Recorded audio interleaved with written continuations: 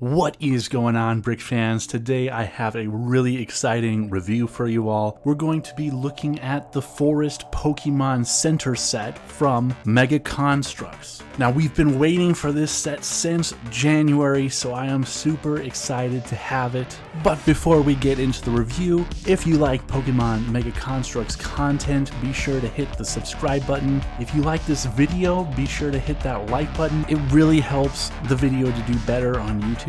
And let me know what you guys think of this set in the comments. So with all that out of the way, let's get right into the review. So here we have the Forest Pokémon Center. Now, this is one of the larger Pokemon sets from Mega Construx, as we can see. Now, it is a little disappointing that we do not get a roof. It would have been nice if they added some plates to make a roof and then we could just pop that off to reveal the inside. That would have been really cool to have. But that would really be my only negative about the build for this set. For me, this is a very rare Pokemon Mega Construx set because I actually like the building. Normally I get these just for the Pokemon, but this one I was actually really excited to get because it's a Pokemon Center. And going forward, it would be really awesome if Mega Construx would make sets with actual engaging locations from the game like this one. Now, is this location actually in the game? Probably not, but it's certainly not out of the question. So right now, Mega Construx is in this kind of foresty theme for their diorama, and of course, the Forest Pokémon Center is a part of that. So this is just speculation, but I'm wondering if maybe next year or the year after we'll actually get another kind of theme for diorama sets. But that's looking too far into the future. For now, let's take a look at the Pokemon that we actually get from this set.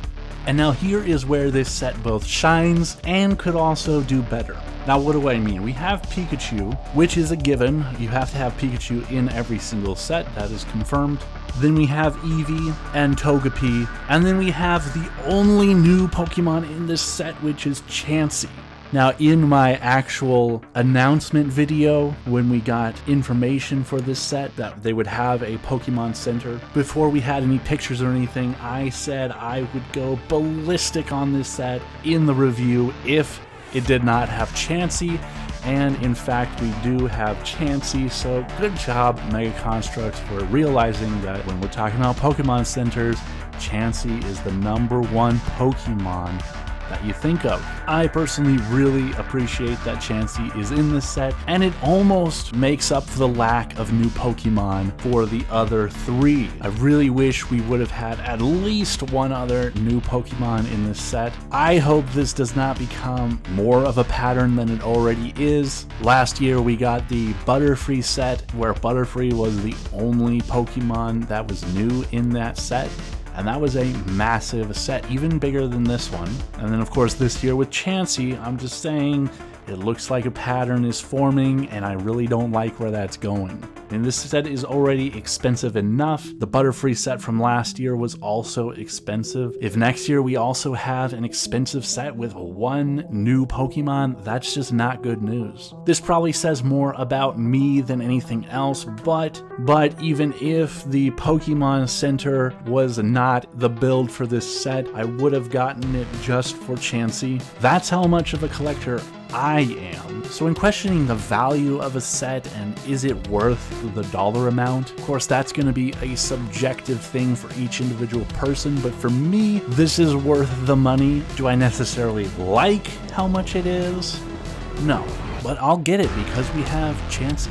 So I definitely recommend this set, and I think that most collectors would find this set worth it because we do have this massive Pokemon Center and we do have the unique Chansey Pokemon in this set. So I really think this does add up to being something that we'll all value.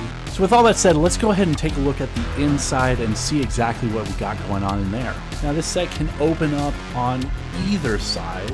So you can open up over here or we can open up on this side right here. I personally like this opening because we have more of a buffer right here to stop the wall from continuing to go. So we've got kind of a kitchen area over here. Not really sure what's going on with that. Looks like some ketchup and mustard over here.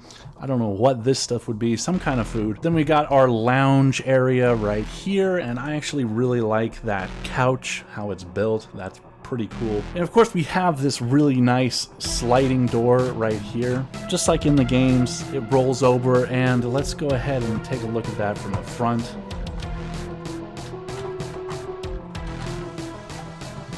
Alright, and then we got the actual center part of the Pokemon Center. We got some Pokeballs over here. We got a nice computer right here. And then we have the healing machine, which I don't know if they change it in newer games, but this doesn't really look like the healing machine that I remember.